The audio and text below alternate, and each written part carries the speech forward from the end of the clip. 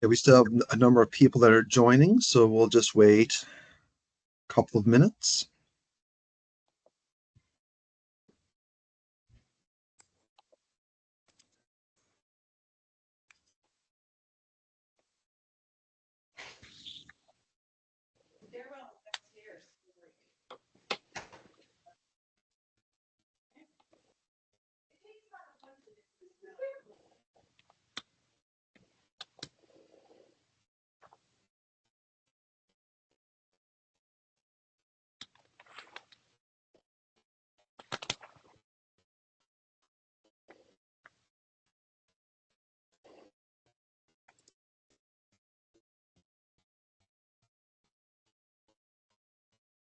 Folks, as we're admitting people, I just let people know we're just going to hold on for another couple of minutes because people are joining.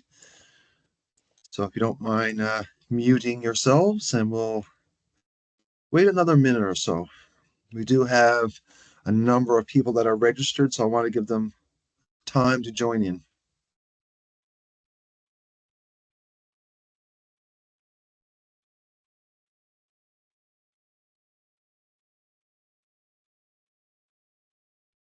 I'll also say that I'm nursing a bit of a flu here today, or cold. So bear with me and I'll try to do the best we can here.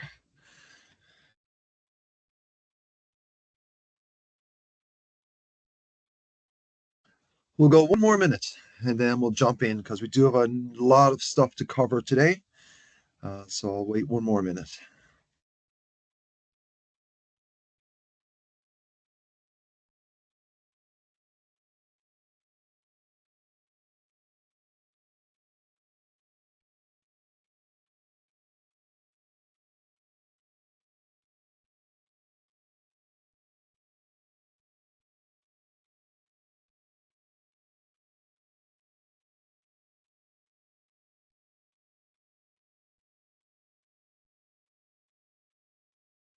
All right, folks, it's 9:03. I think that there's ample time. I'm sure other people are going to join in as we go. We do have staff that's monitoring that, and I'll get into the nuts and bolts of how this is going to happen in a moment. But first, Carrie, if you don't mind going to the next slide, please.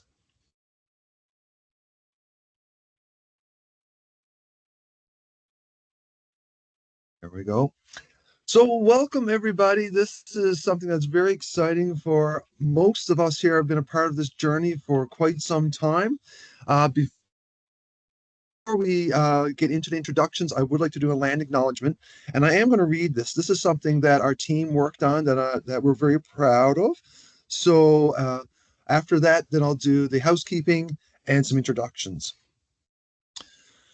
With humility and respect, we acknowledge that the land, sea, and sky with which we gather today was the ancestral home of the Beothuk, whose culture, stories, and knowledge have been lost forever.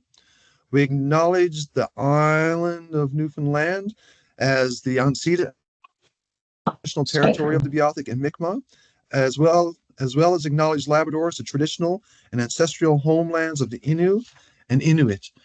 We recognize the ancestors of all First Peoples and the knowledge that they have passed down to generations, the First People who still carry that knowledge today, and recognize our responsibility to the 7 generations to come.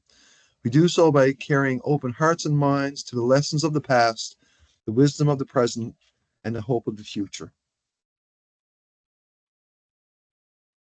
This is, as I said, it's a very exciting time for integrated youth services in Newfoundland and Labrador. We're going into this initiative with Choices for Youth, the government of Newfoundland and Labrador Health Services walking hand in hand with all of the collaborations from all of the community groups, government groups, health authorities from across our province.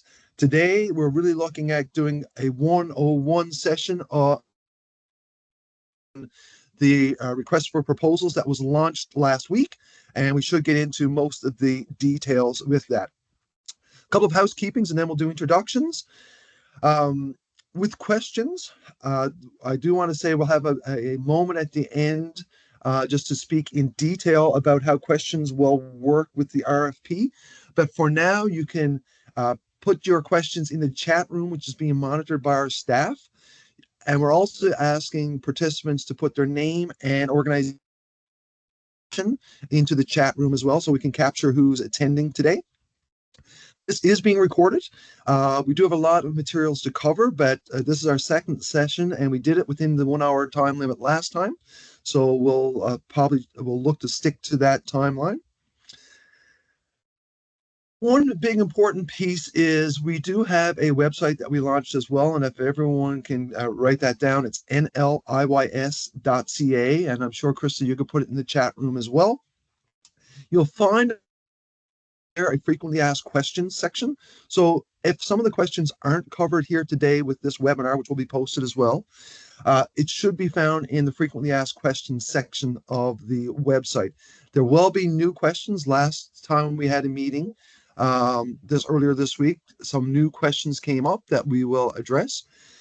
Today, we won't be answering any questions. This is just to give information, but we'll capture the questions. And the process is, as we capture questions, we will make an amendment to the frequently asked questions section, and they will be captured there. So all questions will be answered.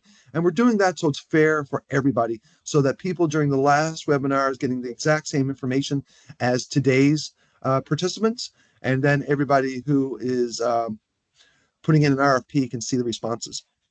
So we'll do introductions, and then we'll get started. We're just going to do introductions of our staff and Newfoundland and Labrador Health Services, just so you know who's on the webinar today. So I'm Matthew Piercy. I'm the Director of Integrated Youth Services here in Newfoundland and Labrador, and I work under the umbrella of Choices for Youth, who is the backbone agency. I will pass it over to Krista, who's next on my screen, and then Krista, you could pass it to whoever you wish. Hey folks, Krista Butler, Regional Manager, working alongside of Matt and the others on the team under the umbrella of NLIYS, working in the eastern part of the province with all communities outside of St. John's. And next, Carrie, I'll pass it to you.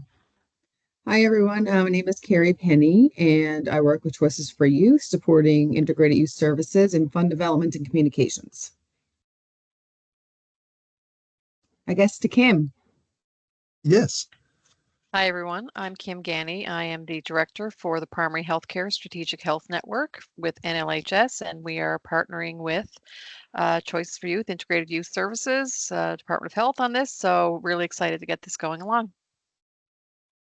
Awesome. Thank you, folks. I'll also mention that Tiana Bennett, who couldn't today, she's traveling actually. A number of us are in meetings next week, so she'll be joining us in those meetings.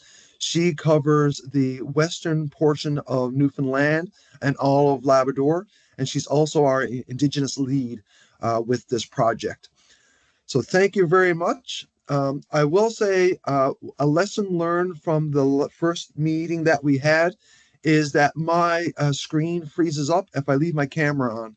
So I'm going to turn off the camera today, and I'll turn it on in peace, but I'll turn it off just so I don't freeze up like we did during the last session. So I'll do that right now, and then I'll jump right in.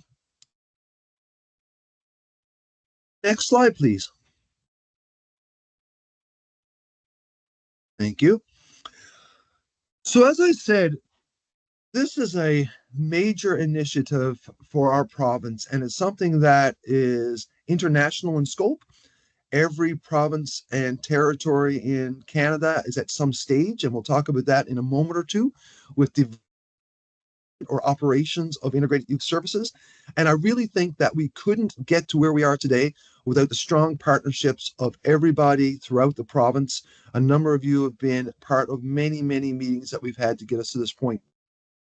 And I really don't think we could have got it over the finish line without the support and dedication and help of Newfoundland and Labrador Health Services. So I really wanted to recognize them as we walk into this initiative hand in hand.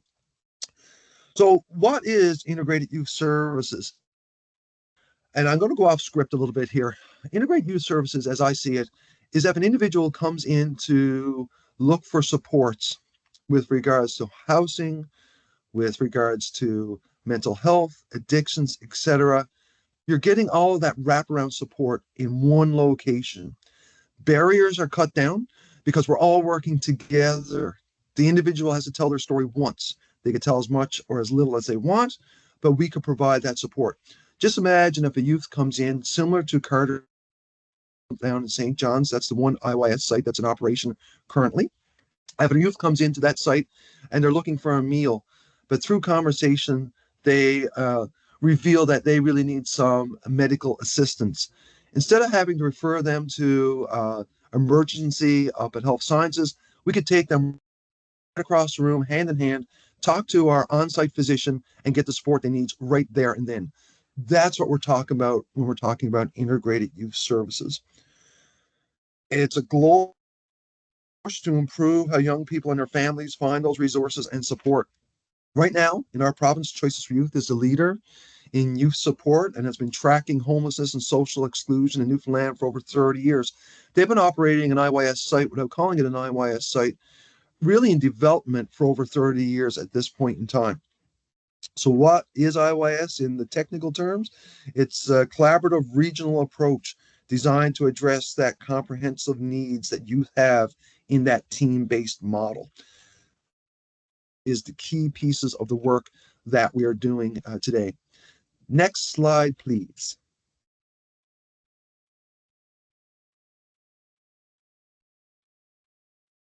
And I should say a lot of these folks that you'll see throughout the slides are people that are in our youth groups and involved in a lot of the services that we offer, and they're a big piece of what we're doing. So what are the benefits of IYS? And I should say a big piece of this as well, when we're looking at the funding, which we'll talk about towards the end of this webinar, we're looking at operational funding that's sustainable, and we're also looking at that developmental capital funding as well. So both pots are what you're going to be applying for as we go through the application process. So for young people, why is this crucial? Because it helps them move through services without repeating their story and dealing with those complex referrals that often happen. And it's that coordination of care. Service providers communicate about goals and needs, so they're not left to navigate on their own. So they get that support that they're looking for. For us, the service providers, it's that team collaboration. Providers share essential information and work together on their care goals, and the services are coordinated across different agencies. This fits perfectly in time right now with the work that's happening with our health authority throughout our provinces and that team-based model, which came a little bit later in this webinar. So what do IYS hubs offer? They're accessible services, and with Choices for Youth, the age is 0 to 29. That may not necessarily be with the hubs that are successful, but with Choices for Youth, we're looking at the 0 to 29 model. There's flexible hours. So if youth are, you can get more youth to enter your facility in the evening. You best know your community. So we will work around that, and you will work around that to provide those services to you so they're available when they're available. The focus is on prevention, so early intervention and preventive care, and it's that holistic wellness that we spoke about. Various service formats, we're talking about walk-in services, scheduled services, and virtual services that will be offered. Youth play a key role in all of this. So Integrate Youth Services, we have a youth advisory council with members right across the province that's been helping shape this model and how we're delivering this. And they'll be part of the review of the request for proposals, all the proposals that are submitted. If you ever get a chance to come into Carter's Hill at Choices for Youth, especially in the walk-in center, you'll notice how it's brightly lit. There is art on the walls that have been done by our youth. It's a youth-friendly environment. It doesn't look like an institution. It looks like a place where youth could come in and hang out and get the services that they need. Partnerships are key. So we work with Choices for Youth, obviously, as the backbone team, and all of the organizations that we spoke about earlier. Services are comprehensive and evidence-based. Privacy and safety is standardized. It's something that needs to happen throughout the whole process. The space, as we said, is inclusive. We have qualified staff, and we're constantly doing ongoing improvement. Next slide, please.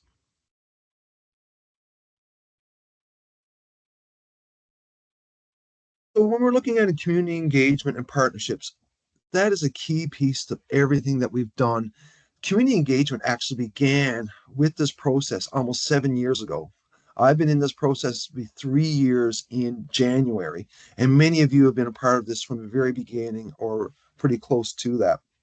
So there is that collaborative framework that we're working with organizations as well, not only in our province, but right across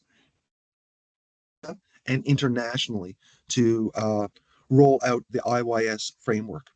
As we said, Choices for Youth is the backbone agency that provides key support and leadership for the network which we're developing. So right now, Choices for Youth, they manage the HR, finance, data, and facilities. They offer strategic guidance and ensures everybody works well together. I just lost that slide. I hope everyone else still has their slide. I'm black on my screen. Can someone let me know? Yeah, no. 1 second. There you go. Are we good? Yeah, that happened to everybody, I believe. Okay, thank you. Just I one got it back second. here now, so I'll continue. Yep, right there is good. Thank you. So the government role, they're offering policy guidance and financial support. They're really hand in hand when we're setting up the funding, the regulations, the policies, all those pieces. Newfoundland and Labrador Health Services, which Kim will talk about in detail in a slide or two, they're really going in hand with us once again. They're providing the healthcare services like mental health support, primary care, specialized services. So they work with us, work with the backbone team, work with lead agencies to integrate the healthcare model into the sites. Family care teams are a big piece of that. So once again, Kim will speak in detail about that piece of the puzzle. But we're working with Newfoundland Labrador Health Services. They've developed some very strong health family care teams to improve and expand the primary healthcare services across the province. I won't get into the family care team model at this point because I know Kim is about to speak on that. So with that, I'll invite Kim and we'll go to the next slide, please. And I will mute myself at this point. I'll try to leave my camera on, but if I get a little bit choppy, someone let me know and I'll flick it right off. So on this screen, you'll see a pictograph of the family care teams that are currently announced and approved by the government of Newfoundland and Labrador.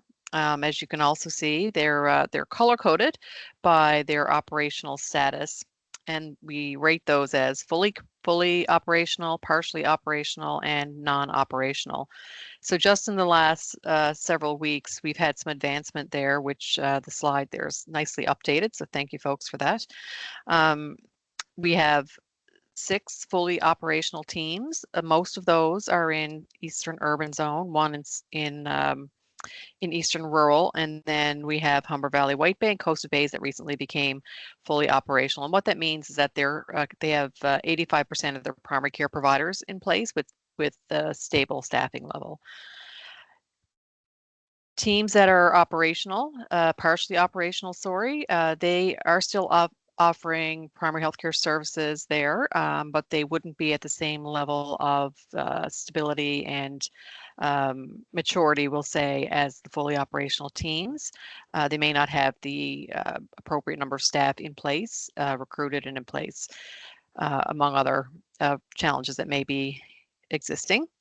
And then we have 6 non-operational teams, that are they're approved. Zones are working feverishly to try to get those up and running, recruiting staff, finding space, and that kind of thing. So there's work ongoing across the province to have those teams advancing from non to partial to fully operational. And we do expect more to come in this fiscal year and then again in the following fiscal year. Partnership with these family care teams is a key part in achieving success with scale and spread of the IYS model across the province. And as I said, each family care team is in a different state of readiness. Next slide, please. So sites proposed for integrated youth services hubs where family care teams exist are called for in the health accord. However, many family care teams are in early stages of development. This is an important consideration as there may be limited resources to partner with at the present time in certain areas, and pathways to other community resources such as community supports programs, mental health and addictions, they may not be fully developed. There is a commitment, however, to explore what the partnership could look like in all areas identified. Resources and commitments from family care teams will depend on team capacity and stage of development. There would be an expectation to partner with the primary care manager in that area to explore the stage of development, support planning, and grow the commitment over time as the family care team matures. Once the local leadership committees are established, the expectation will be that a representative of integrated youth services will participate in the committee for planning, collaboration, quality improvement, and decision making. The objective is to establish a shared vision and undertake the required planning and implementation of a team approach for each family care team. The Family Care Team Leadership Committee will establish a high-functioning family care team which fosters partnership and provides opportunities for collaboration across services, programs, and practices to support the health and social needs of all connected individuals and families. This committee will report and be accountable to respective NLHS COOs and our strategic health network for primary health care. Next slide, please.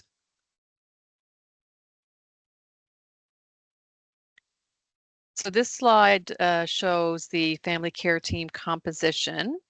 It includes a core team of health professionals, including physicians, nurse practitioners, nurses, registered nurses and LPNs, clinical and social navigators, administrative support, practice improvement, clinical and social navigators, which I just said, a manager, a clinical director, physician lead, and clerical support. So that would be the core team. Many of the mature teams have these in place, but some of them would not. So again, we're in a state of growth.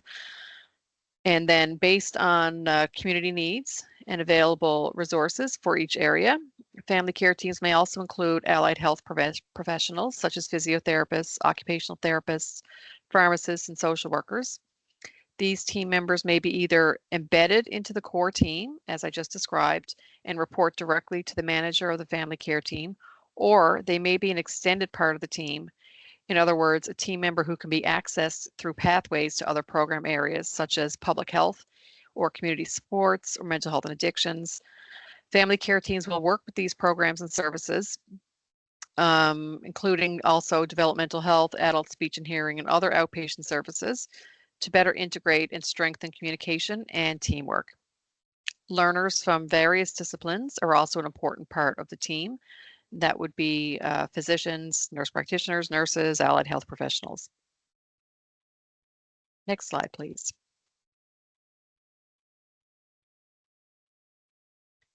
So as you may be aware, there is a current partnership with NLHS and IYS, and that would be at Choices for Youth in the city. So many services are available. They're on a drop-in or walk-in basis with some pre-booked sessions where required. Some of the services include MON outreach services, addictions counseling, harm reduction outreach, physician outreach, mama moments, public health nursing, shared care psychiatric rounds. Their NLHS also provides access to public health. That may be a variety of time allocated for the clinic, and the public health nurse will see community families in addition to our young people. I think that covers that slide. So let's move to the next one, please. And back to you, Matt. Thank you so much, Kim. I tried to put on my camera, but then was screen right away. So I'm just going to keep it off. And hopefully when we stop using the PowerPoint, then I can turn the camera back on. Once again, that partnership with Newfoundland Labrador Health Services is a key piece of the core service components that we're doing.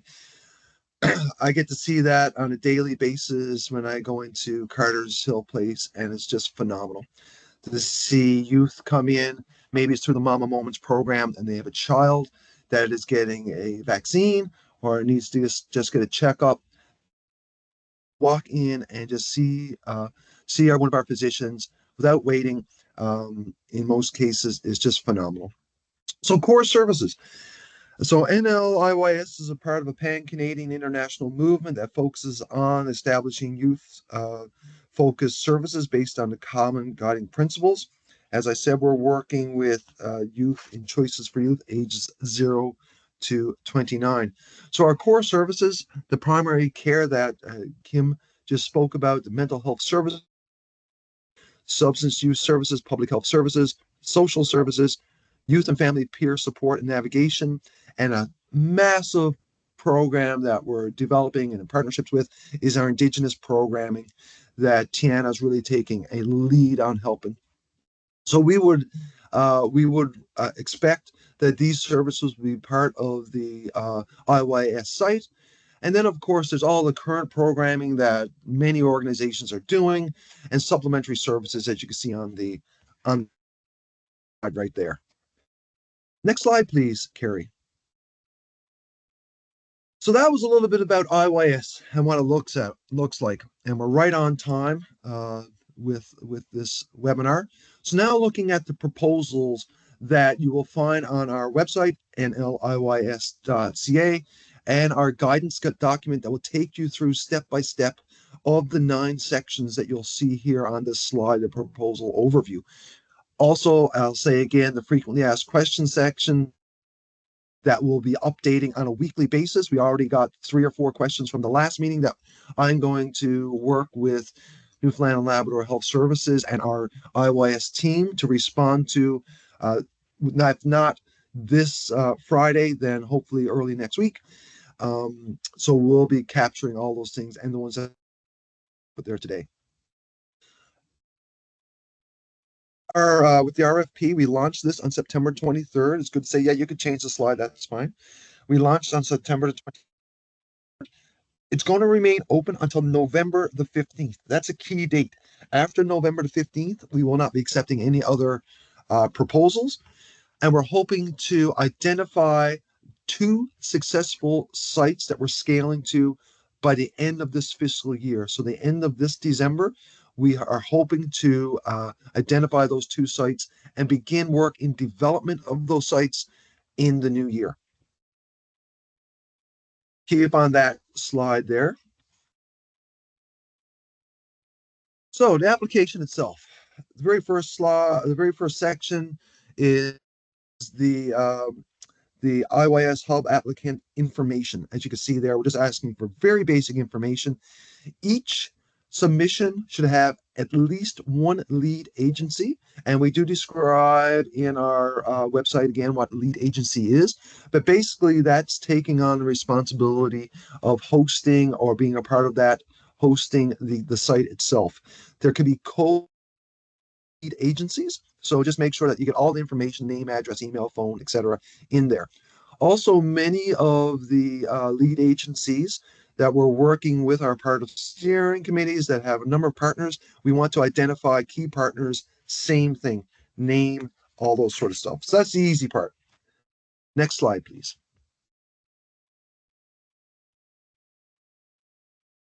Next, we want you to describe your community in detail. When we say community, for example, if it's, I grew up in Trinity Bay. If it is Norman's Cove is my community, we're not talking about Norman's Cove itself. We're talking about the surrounding areas that the hub will work with. So in Norman's Cove, as an example, the hub would include Chapel Arm, Long Cove, Thornlea, Bellevue, Chance Cove, Fairhaven, all that area, plus more. So to describe your community, you want to make sure that you give an overview, demographics, needs assessment, and a big piece is that family care team partner, identifying who the partner currently is or will be if it's still in development. and how that role works together. Next slide, please.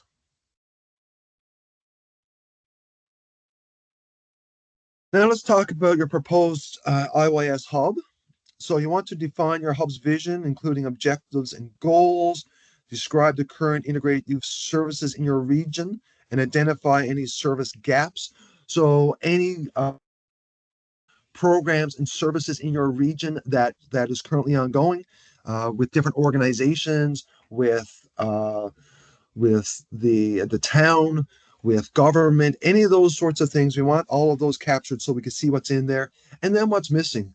We had an opportunity almost 2 years ago to visit most of the communities and talk to a number of individuals. We started working on logic models that identified a lot of these resources. So that would be a good tool for some people. We also identified gaps in communities. Some people identified emergency shelters. Some people identified food security, etc. So we want to capture all of those needs that are there. Provide details about the hub's location, the layout, amenities, what you're looking to do to development. As I said, we'll get into numbers at the end of this presentation, but we have a very healthy budget for capital investment.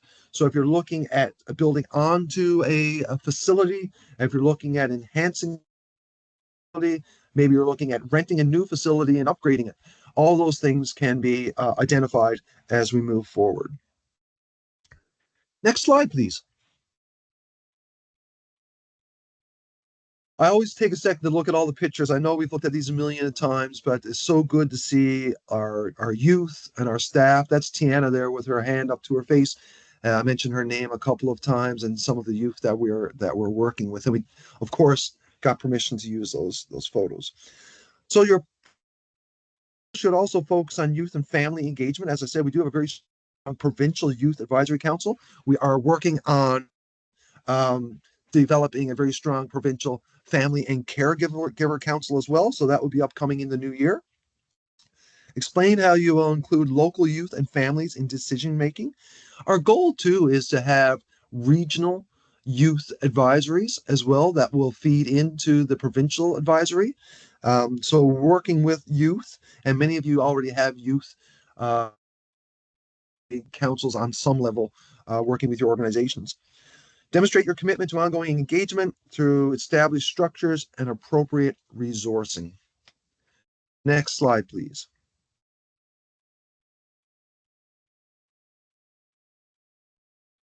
Address how your model incorporates principles of diversity, inclusion, and cultural safety. This is key for the work that we're doing. Ensure that proposal shows how services will be accessible and culturally appropriate for all youth, including Indigenous communities, 2S LGBTQIA plus individuals, and racialized groups. This is something that Choices does extremely well, and we rely and lead on a lot of work that they have done in the past to help guide us as we move forward. One of the things that Choices is really focusing on in the past year and as we go is that Indigenous piece, which we see as key, and that will be a key piece of a number of these sites that we're moving towards scaling towards. Next slide, please. So once again, these are all sections that are in our application. They are explained very well in the guidance document that will be that is on the website as well, and frequently asked questions. So I continue to offer that up because that's key in moving this forward. So participation in a provincial IYS network, as we said, we do have a very strong youth advisory council. We also will have a very strong provincial network. So discuss your plan for participating in this IYS network. This includes adhering to a common evaluation framework. So one thing we are asking is for organizations to adopt EMHware, that there is the framework that we use to capture all of our data, and it paints a very good dashboard of the service that we're offering, how youth are responding, how many youth are attending.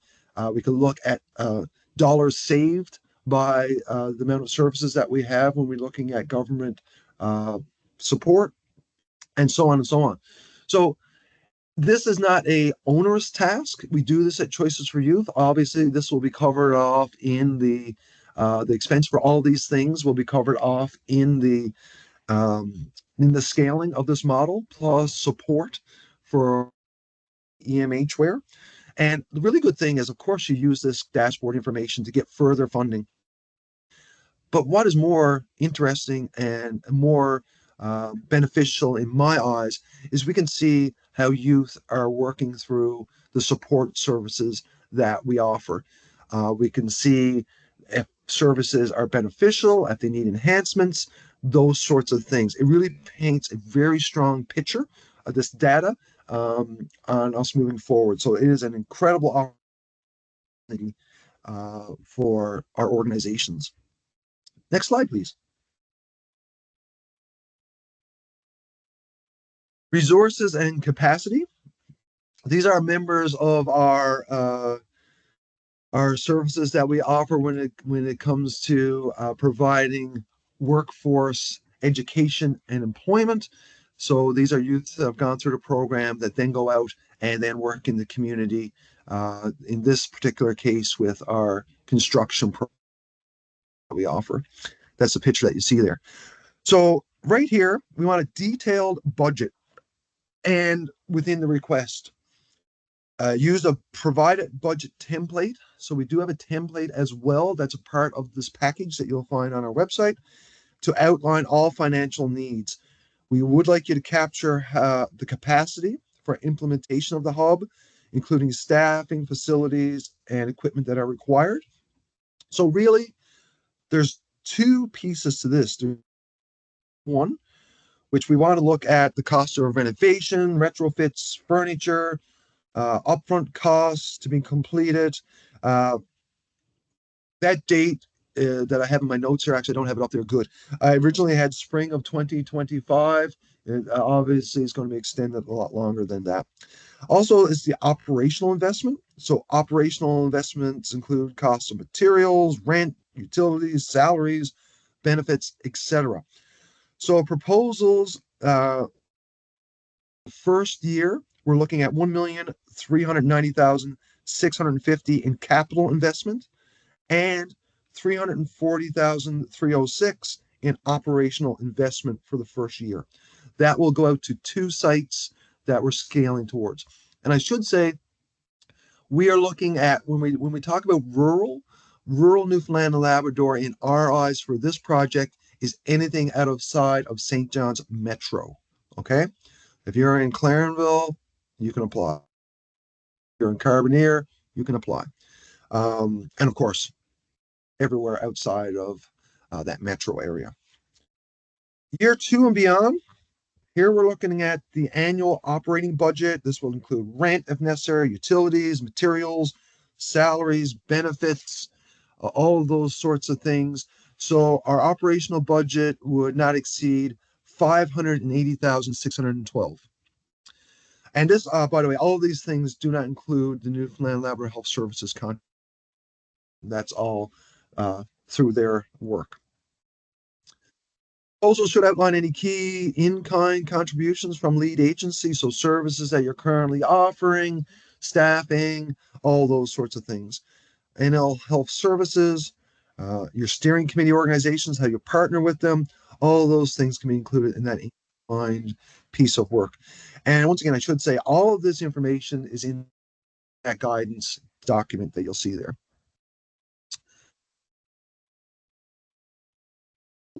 That is enough for that slide, and we'll go to the next one, please. We are asking for all proposals that are submitted to please provide letters of support that require signatures. Could be statements of support as well, but letters of support from community stakeholders and key partners. That's very self-explanatory. If you're working with your municipal government, please ask for a letter of support. If you're working with some key community stakeholders, get a letter of support. Those sorts of things. We didn't identify a number. I don't think, Krista, if you want to correct me on that, please do. But in essence, 2 to 3 letters of support, I think, would be what? You are correct. Thank you, Krista. Next slide, please. So the selection process, just an overview. Once we get the all proposals in by November 15th date, there will be a multi-step assessment. So we will be doing a review. We have a review panel that will be established later this month. That will include not only provincial partners, but also nationwide partners. We currently have an advisory committee that oversees the work that we're doing here and is led, of course, by membership for Youth as a partner organization, our provincial government, Newfoundland Labrador Health Services, people with lived experience, and then members throughout the country as well as a part of that. So when we do the review, we'll be selecting members from that advisory committee that we have, plus also very key, the youth that we are working with. We will also, when we determine the selected candidates, we will be doing an interview as to if we need to just get further information. That may not be a requirement, but if we're very close with 4 sites, for example, then we may sit down and have a conversation with key partners in those with that proposals just to get further information. Next slide, please.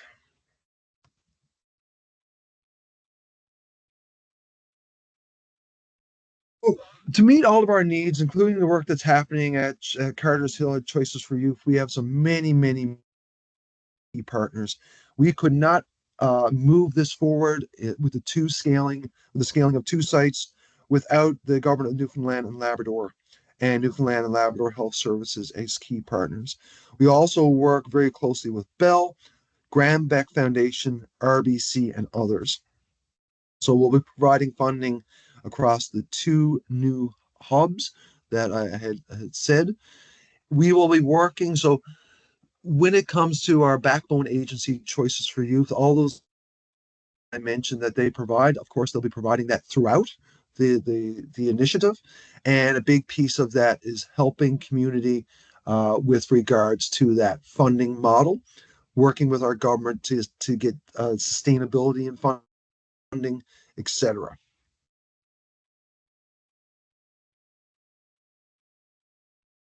Okay. Next slide, please.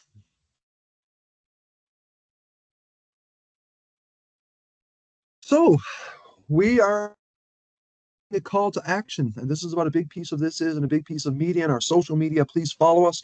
We are getting the message out there that we're inviting proposals from interested parties.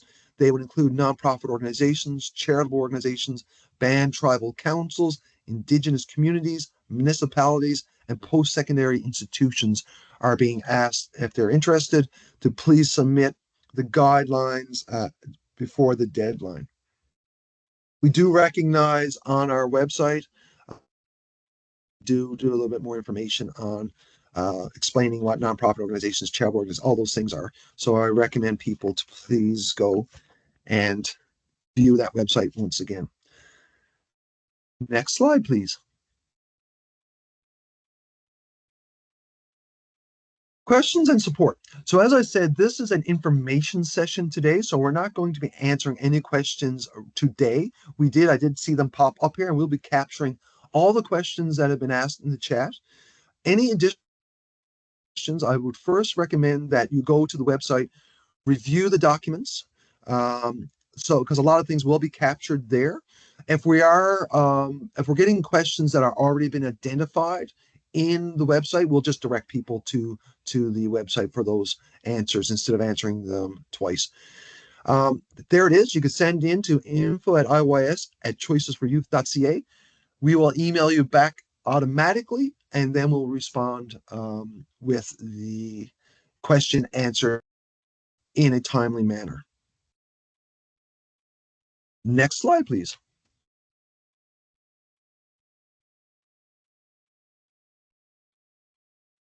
So that ends what we're wanted to provide today. It was really to talk about integrated services, the model, and introduce you to the application and the, I believe, 9 sections that are in the application.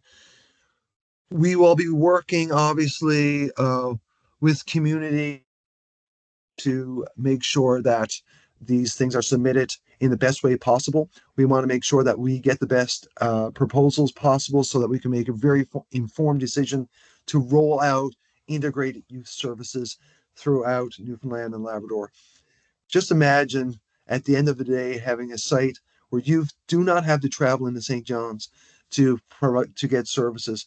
We know right now through consultations and surveys, chief information, receiving information, that 25 to maybe 30, I'd even say 35% of the youth that we see at Carter's Hill are not from St. John's Metro. They come in because they cannot get the services in their home communities, and they're telling us they did not want to leave their home communities. They want to stay close to home, and when I say home, I'm going to turn on my camera now. Hopefully, I don't freeze up. When we say home, that may not be a physical space that they grew up in. It could be friends, it could be family, it could be their community, but they want to stay close to the resources that they have. They just want it enhanced. So that's what we're working towards today. In the end, our goal is 9 interconnected hubs. So right now, with choices and the 2 new hubs that are being scaled, we'll have 3, and we're in ongoing conversations with our provincial government to meet that 9 goal.